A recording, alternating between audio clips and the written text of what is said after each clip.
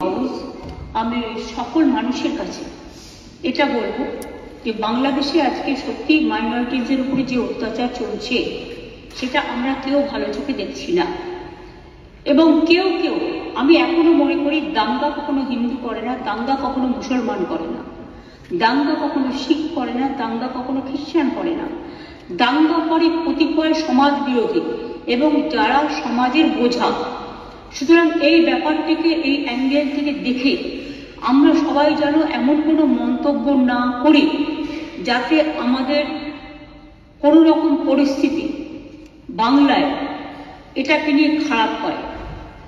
আমি কৃতজ্ঞ যে একদিকে হিন্দু ধর্মের মানুষরাও প্রতিবাদ করছেন, অন্যদিকে সংখ্যালঘু ইমামরাও কালকে প্রেস কনফারেন্স করে পরিষ্কার বাংলাদেশে যে মাইনরিটিদের উপর অত্যাচার হচ্ছে তারাও কিন্তু এটাকে তীব্র নিন্দা করেছেন এবং মাইনরিটিদের সেফটি এবং সিকিউরিটির ব্যাপারে বলেছেন। এটা বাংলায় প্রথম, যারা মনে রাখবেন এটা আমাদের ধর্মনিরপেক্ষতার একটা প্রধান একটা স্তম্ভ। এবং আমি সকলকে এই জন্য অভিনন্দন জানাচ্ছি। আমাকে অনেক সংখ্যালঘু সম্প্রদায়ের অনেকে বলেছিলেন যে আমরা মিছিল করতে চাই, প্রতিবাদ করি। আমি বলেছিলাম না, মিছিল করলে অনেকে তো আছে জানে না, এই সময় সুযোগ নেয় রাজনীতি,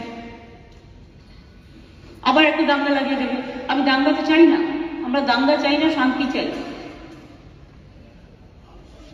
একটা হিন্দুর গায়ে যে রক্ত আছে, একটা মুসলিমের গায়ে সে রক্ত আছে, একটা ভাইয়ের গায়ে যে রক্ত আছে, একটা বোনের গায়ে সে রক্ত আছে, একটা পাঞ্জাবির গায়ে যে রক্ত আছে, একটা শিখের গায়ে খ্রিস্টানের গায়েও সে রক্ত আছে।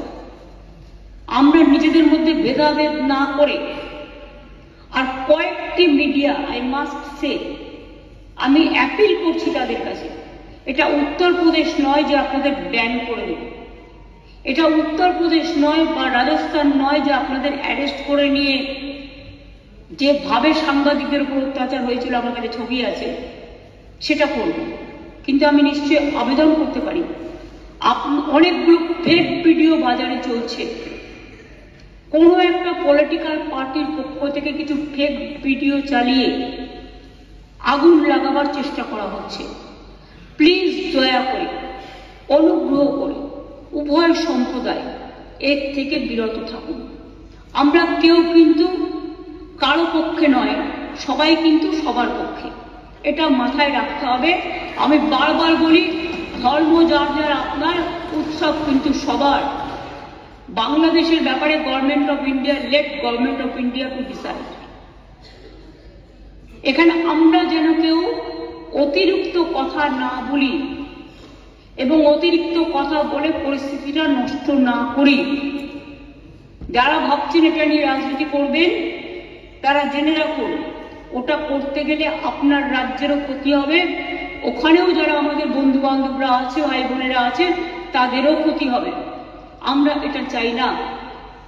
গভর্নমেন্টের কতগুলো পলিসি আছে, যেমন এক্সটার্নাল অ্যাফেয়ার্স পলিসি, এটা গভর্নমেন্ট অফ ইন্ডিয়ার ভাগ্যে পড়ে, আমাদের নয়, ওদের জুরিসডিকশনে পড়ে। অনেকে ওপার বাংলা থেকে এপার বাংলা আসতে চাইছে, কিন্তু তারা ঢুকতে পারছে না। আমাদের কোনো আপত্তি নেই, কিন্তু সেখানে বর্ডার সিকিউরিটি ফোর্স দায়িত্ব নিয়েছেন, তারা আসতে দেবে কি দেবে না এটা তাদের ব্যাপার, সেই নিয়েও আমি কোনো কটু মন্তব্যে যাব না। কিন্তু যাদের টাকা আছে, পয়সা আছে, ভিসা আছে, পাসপোর্ট আছে, তারা তো প্লেনে চলে আসছে।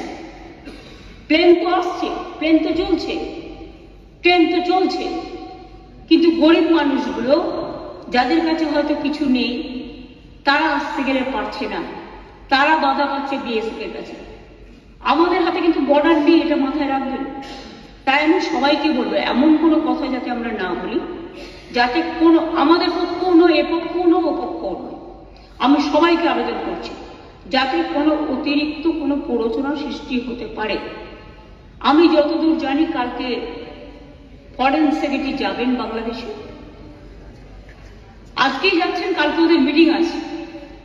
সুতরাং লেট দেম ডিসাইড। এই ব্যাপারে আমি পরিষ্কার বলি, এক্সটার্নাল অ্যাফেয়ার্স এর ব্যাপারে উই নেভার ইন্টারফেয়ার। আমাদের দলের পলিসি হচ্ছে এবং আমাদের সরকারেরও আমরা সবসময় এই ব্যাপারে গভর্নমেন্ট অফ ইন্ডিয়া যে গাইডলাইন্স দেয়, এক্সটার্নাল অ্যাফেয়ার্স যে গাইডলাইন্স দেয়, এটা কিন্তু আমরা মেনে চলি। তাই আপনাদের সবাইকে অনুরোধ করব, আসুন আমরা এমন একটা পরিবেশ সৃষ্টি করি যাতে এপার বাংলা দেখিয়ে দেবে যে আমরা ভারতবর্ষ, আমাদের জাতীয়তাবোধ, আমাদের দেশাত্মবোধ, আমাদের মমত্ববোধ, আমাদের স্নেহবোধ, আমাদের ধনধান্যে পুষ্পে ভরা আমাদের এই বসুন্ধরা, তাহার মাঝে আছে দেশের সকল দেশের সেরা, সে যে স্বপ্ন দিয়ে তৈরি, সে যে স্মৃতি দিয়ে ঘেরা। এমন দেশটি কোথাও খুঁজে পাবে না কো তুমি, সকল দেশের সেরা, সে যে মোদের জন্মভূমি। এই জন্মভূমিকে আপনারা প্রতিপালন করেছেন, জন্মেছেন এই মাটিতে, এই মাটিটাকে সমৃদ্ধ করুন, ভালোবাসুন, এবং যদি কেউ বিচ্ছিন্ন করতে আসার চেষ্টা করে তাকে প্রতিরোধ করুন, এবং সেক্ষেত্রে বাঁধ ভেঙে দিতে হবে। আর যারা কেউ কেউ বলছে বিহার দখল করব, উড়িষ্যা দখল করব, আমি বলি ভাই ভালো থাকবেন, সুস্থ থাকবেন, সুন্দর থাকবেন, কিন্তু এত বড় হিম্মত আপনাদের কেন? কারো নেই যে বাংলা, বিহার, উড়িষ্যা সব নিয়ে নেবেন আর আমরা বসে বসে লালিপপ খাবো। এটা ভাববার কোনো কারণ নেই। আমরা যথেষ্ট সচেতন নাগরিক এবং আমরা যথেষ্ট সক্রিয়, কিন্তু আমরা ধৈর্যের পরীক্ষা দিই। তার কারণ এটা আমরা রবীন্দ্রনাথ ঠাকুরের কাছে শিখেছি যে আগুনের পরশমণি ছোঁয়াও প্রাণে, এই জীবন পূর্ণ করো, এই জীবন পূর্ণ করো, এই জীবন পূর্ণ করো।